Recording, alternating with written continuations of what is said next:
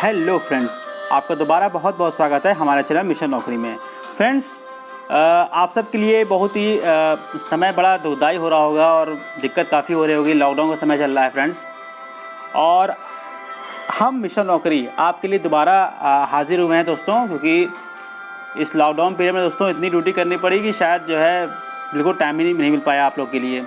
तो फ्रेंड्स, क्योंकि आप सबका लॉकडाउन चल रहा है, आप घर में भी हैं और एग्ज़ाम अभी और टलेगा, ये तो पक्की बात है। ओके फ्रेंड्स, तो इसीलिए दोस्तों मेरी एक नई सीरीज़ आ रही है एंशिएंट हिस्ट्री की।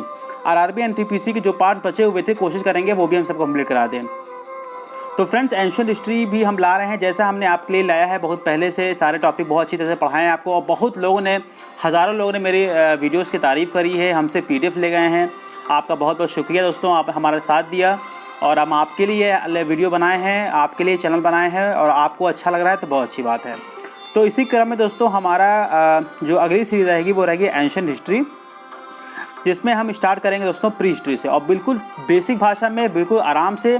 और ये दोस्तों एंशिएंट हिस्ट्री आप पढ़ लेते हैं तो आपके आरआरबी एनटीपीसी के साथ साथ जितने और भी एग्जामिनेशन हैं वो भी आराम से हो जाएंगे। ओके फ्रेंड्स, तो चलिए स्टार्ट करते हैं दोस्तों एंशिएंट हिस्ट्री पार्ट 1।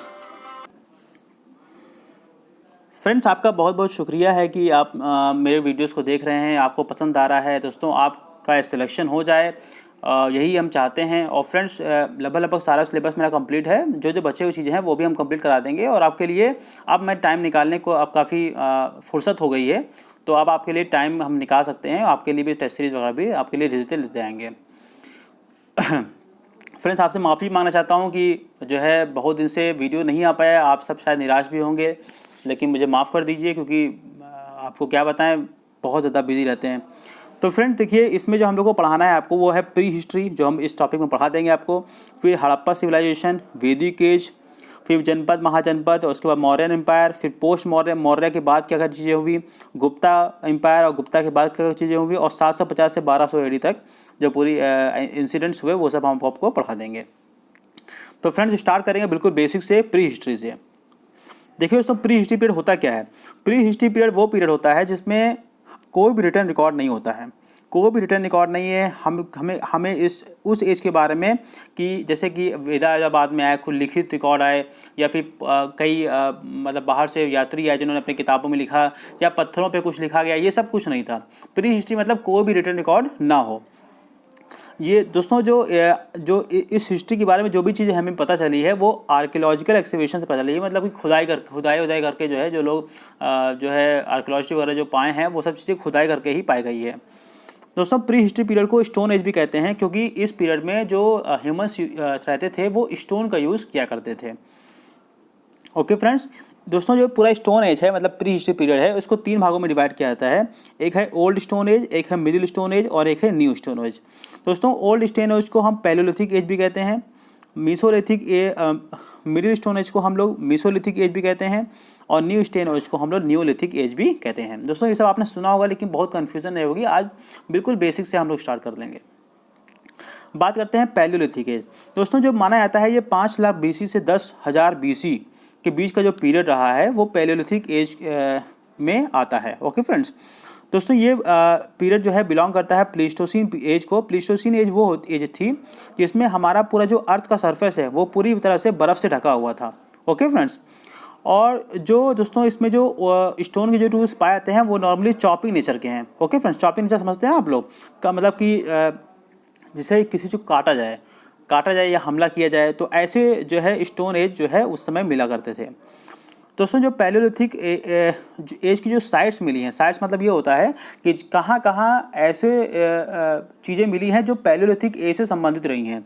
तो वो साइट्स हैं, इसमें है कश्मीर वैली, मोहान वैली। राजस्थान में दोस्तों जो लूनी नदी किनारे जो मतलब कि खोद करके जो उस समय के टूल्स मिले हैं वो पैलियोलिथिक एज के हैं। गुजरात में साबरमती और माही नदी के पास जो एरिया मिला है वो भी, वहाँ पे भी पैलियोलिथिक एज के सबूत मिले हैं। सबसे इम्पॉर्टेंट यूपी में बेलान वैली। दोस्तों, बेलान वैली क्वेश्चन आया हुआ है यूपीएससी में भी, कि बेलान वैली एक ऐसी साइट है जो कि तीनों में आएगा, मतलब old stone age, middle stone age और न्यू स्टोन एज, तीनों में दोस्तों बेलान वैली जो है वो शामिल रहेगा एज अ साइट। दोस्तों, ये इलाहाबाद से लेकर बनारस रीजन के बीच जो है ये आता है। ओके फ्रेंड्स, और देखिए दोस्तों, हाँ ये तो हो गया था, हाँ ये तो हो गया था, दोबारा आ गया। फिर मध्य प्रदेश में दोस्तों भीमबेटका है, आदमगढ़, ये जो एरिया है ये भी पैलोथिक एज का रूप में आता है। और तमिलनाडु में दोस्तों अट्टिरापक्कम है, अट्टिरापक्कम जो एरिया है ये भी जो है उसमें आता है। ओके फ्रेंड्स, दोस्तों जो इसमें के टूल्स यूज हुआ करते थे वो बेसिकली क्या थे, चॉपिंग टूल्स थे। दोस्तों ध्यान रखिएगा।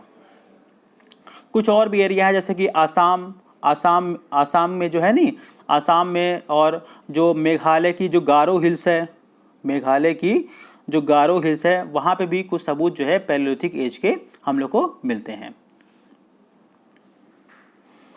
दोस्तों पैलियोलिथिक एज के जो लोग आदमी थे वो केवल जो है हंटिंग किया करते थे, मतलब शिकार किया करते थे, और जो है फूड को इकट्ठा करते थे, खाते थे।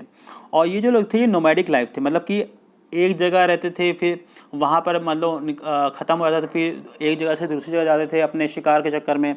तो मतलब एक जगह ये लोग रुकते नहीं थे, ये नोमैडिक लाइफ थे। नोमैडिक मतलब जो आदमी एक जगह से दूसरी जगह हमेशा जाता रहे for the search of food, खाने के लिए, उसे हम कहते हैं नोमैडिक लाइफ।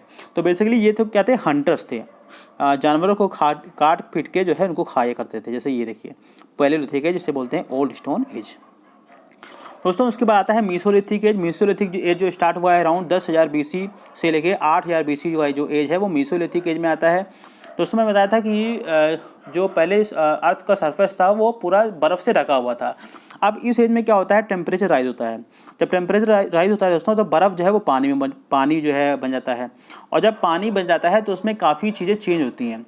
चेंज होने से क्या होता है, जो मीसोलिथिक एज के लोगों का जो ऑक्यूपेशन है वो हंटिंग रहता भी है, फूड गैदरिंग भी रहता है, और साथ साथ एक और आता है फिशिंग। क्यों? क्योंकि जब पानी आता है, पानी के साथ पानी में पैदा होती है मछलियाँ, तो मछलियों को खाना जो है ये भी मीसोलिथिक एज के लोगों का एक मेन जो है ऑक्यूपेशन हो जाता है।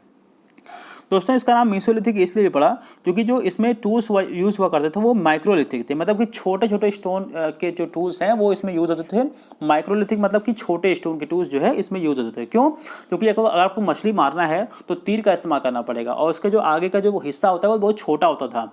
तो इसलिए दोस्तों इस एज में, मीसोलिथिक एज में, माइक्रोलिथिक जो है टूल्स यूज़ हुआ करते थे। सबसे इंपॉर्टेंट जो मीसोलिथिक एज का फीचर है वो भीमबेटका की रॉक पेंटिंग। भीमबेटका दोस्तों जानते हैं आप, मध्य प्रदेश में भोपाल के पास है। तो वहाँ की जो रॉक पेंटिंग्स हैं वो मीसोलिथिक एज की मानी जाती हैं। ओके फ्रेंड्स, कुछ इंपॉर्टेंट साइट दोस्तों देखिए मीसोलिथिक एज की जो कुछ इंपॉर्टेंट साइट है, जैसे कि गुजरात में लंघई है जो कि मेहसाना डिस्ट्रिक्ट में है। MP में भीमबेटका बहुत इंपॉर्टेंट है। UP में देखिए Belan valley. Okay friends, West Bengal में भीरभनपुर जो कि बुर्दवाना डिस्ट्रिक्ट में है। कर्नाटका में दोस्तों संगाना कुल्लू, ये बेल्लारी डिस्ट्रिक्ट में है। तमिलनाडु में दोस्तों टूटिकोरिन डिस्ट्रिक्ट, ये भी जो है वहाँ की जो है इंपॉर्टेंट साइट में आता है। तो फ्रेंड्स देखिए ये लोग मछली पालन भी करने लगे। तो मीसोलिथिक एज में क्या है, मछली पालन भी लोगों ने स्टार्ट कर दिया। अब बात करते हैं दोस्तों न्यूलिथिक एज। न्यूलिथिक जो एज स्टार्ट होता है दोस्तों वो 8,000 BC से लगभग स्टार्ट होता है। न्यूलिथिक जो टर्म दिया दोस्तों वो जॉन लुबॉक ने दिया था। इनकी जो इम्पोर्टेंट जो ऑक्यूपेशन रही कि अभी तक लोग क्या था, हंटिंग करते थे, शिकार करते थे। उसके बाद मीसोलिथिक एज में मछली भी मारने लगे। इस एज में दोस्तों लोगों ने प्लांट का कल्टीवेशन भी करने लगे, मतलब कि कृषि भी करने लगे इस समय के लोग, और एनिमल्स का डोमेस्टिकेशन भी करने लगे, शुरुआत हो गई। दोस्तों एक्चुअली क्या था कि जो एनिमल्स का डोमेस्टिकेशन, जैसे कि लोग भेड़ बकरियां रखना, है ना, गाय रखना, तो वो सब चीज़ें जो है स्टार्ट हो गई थी मीसोलिथिक एज में ही। मतलब बिल्कुल जब मीसोलिथिक एज खत्म हो रहा था उस समय स्टार्ट हुई थी, लेकिन माना जाता है कि न्यूलिथिक एज में जाके वो मैच्योर हो गई। मतलब कि दो इंपॉर्टेंट फीचर जो आए वो न्यूलिथिक एज में वो थे आपकी कृषि और साथ साथ जो है एनिमल्स का डोमेस्टिकेशन। ओके फ्रेंड्स, मतलब लोग उनको पालने भी लगे। और दोस्तों होता क्या था, इसके बाद लोग अभी तक क्या था, मीसोलिथिक और पैलियोलिथिक में क्या था, लोग नोमैडिक लाइफ जीते थे, मतलब कि एक जगह से दूसरी जगह जाते थे। लेकिन जब लोगों के पास कृषि समझ में आई, कृषि कैसे करते हैं, लोग अनाज उगाने लगे, तो उसमें क्या हुआ, लोग वहाँ पर बसने लगे। और जब बसने लगे तो धीरे धीरे दोस्तों वो गांव का रूप होने लगा। तो इस एज में जाके लोग जो है एक जगह रह के गाँव का फॉर्मेशन दोस्तों होने लगा। और इस समय लोग जो टूल्स यूज़ करते थे वो स्टोन के, वो पॉलिश टूल्स थे। पॉलिश टूल्स होता क्या था दोस्तों, ये टूल्स जो है जो, क्योंकि भाई जब कृषि करेंगे तो उनको ज़मीन खोदने की ज़रूरत पड़ेगी, तो उसके लिए ये टूल्स काफ़ी मददगार रहते थे, पॉलिश टूल्स। और साथ साथ पॉटरी भी इस्तेमाल होने लगी। दोस्तों जब अनाज होता था, अनाज के दाने को स्टोर करने के लिए पॉटरी का इस्तेमाल भी उसमें हुआ करता था। और न्यूलिथिक एज की इंपॉर्टेंट फीचर ये है कि जो हड्डियों के बने हुए ऑब्जेक्ट्स हैं, जैसे कि सुइयाँ हैं, चूड़ियाँ हैं, कान के बाले हैं, है ना, और जो एरो हेड्स हैं, मतलब कि जो तीर के आगे जो हेड होता है ना मछली को मारने के लिए, वो सब भी जो है हड्डियों से बनाने लगे इस न्यूलिथिक एज में। दोस्तों जो न्यूलिथिक एज की इंपॉर्टेंट साइट हैं वो इसे नॉर्थ वेस्ट में मेहरारगढ़ है, बलूचिस्तान, जो कि आज पाकिस्तान में है। दोस्तों यहाँ से वीट, बार्ले, कॉटन का देखा गया कि यहाँ पे लोग वीट, बार्ले, कॉटन जो है उगाया करते थे, और यहाँ पे घर भी मिले हैं कच्चे, मतलब पके हुए ईंटों के घर भी यहाँ पर मिले हुए हैं। और इस वैली में दोस्तों कश्मीर वैली भी एक साइट है जो जहाँ पे ड्वेलिंग पिट्स हैं। ओके फ्रेंड्स, मतलब कि गड्ढा करके वो लोग जो है उसमें रखते थे। और बेलान वैली तो तीनों में आएगा। बेलान वैली जो है न्यूलिथिक, पैलेलिथिक और मेसोलिथिक तीनों एज में बेलान वैली है। यहाँ पे पॉटरी का एविडेंस मिला है जहाँ पे लोग ग्रेन्स को स्टोर किया करते थे। और आसाम, मेघालय और नागालैंड के हिल्स में भी यहाँ न्यूलिथिक एज की साइट मिली है। बिहार में एक चिरन साइट है, वो भी यहाँ पे मिल चुकी है। और कृष्णा नदी, टुकाभद्रा रिवर और कावेरी नदी के दोस्तों बगल में यहाँ भी जो है साइट्स मिली हैं। दोस्तों कुछ साइट जो है यहाँ पर इसकी जो है कर्नाटका, आप नोट कर लीजिएगा, कर्नाटका, आंध्र प्रदेश और तमिलनाडु, यहाँ भी दोस्तों कुछ इसकी साइट्स जो है वो मिली हैं न्यूलिथिक एज की। इंपॉर्टेंट बात क्या है कि इंपॉर्टेंट बात यह है कि यहाँ के लोग कृषि भी करने लगे थे। क्वेश्चन आ जाए कृषि कभी उसकी करते थे, तो वो जो है न्यूलिथिक एज में लोग स्टार्ट कर दिए थे। तो बहुत छोटा था दोस्तों, बहुत सिंपल तरीके से आपको बता देंगे। और भीमबेटका पेंटिंग की बात करें, क्योंकि सबसे इंपॉर्टेंट पेंटिंग रही है, आर्ट एंड कल्चर रहा है देखा है तो उस समय के लोगों का, तो वेरी इंपॉर्टेंट फीचर रहा है मेसोलिथिक पीपल का। और इस पेंटिंग में दोस्तों दिखता था कि कैसे लोग जो है हंटिंग करते थे, फिशिंग करते थे और फूड गैदरिंग करते थे। जो हमें पता चला ना फिशिंग कैसे करते हैं, तो वो उसी भीमबेटका पे पिक्चर बनी हुई है कि वो फिशिंग कर रहे हैं।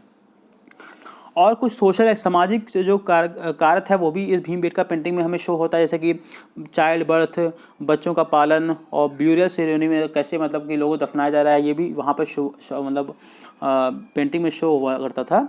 और साथ साथ बुफेलो की फ़ोटो, मंकी, नीलगाय और वाइल्ड पिग, ये भी इसमें जो है हमें दिखता था।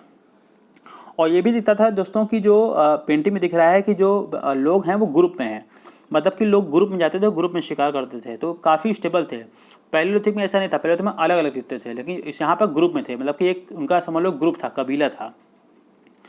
तो बहुत सिंपल तरीके से दोस्तों मैंने आपको बता दिया कि जो एज होते हैं मेसोलिथिक, पैलेलिथिक, मेसोलिथिक और Neolithic, old stone age, middle stone age और न्यू स्टोन एज, बहुत सिंपल तरीके से दोनों सबके क्या फीचर्स हैं ध्यान रखिएगा। मेसोलिथिक एज में जो है माइक्रोलिथ जो है, जो छोटे छोटे स्टोन टूल्स यूज़ हुआ करते थे ताकि वो मछली पालन करने के लिए, मछली को मारने के लिए।